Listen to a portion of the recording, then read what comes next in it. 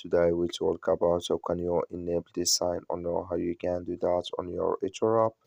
So you just follow these ways, then it's going to work with you. So all you have to do, you just go here above this sign, click on it. So then it's going to show for you a list like this here.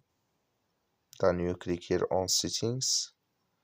So then you come to this list, then all you have to do now, just click here on notifications, click on it here.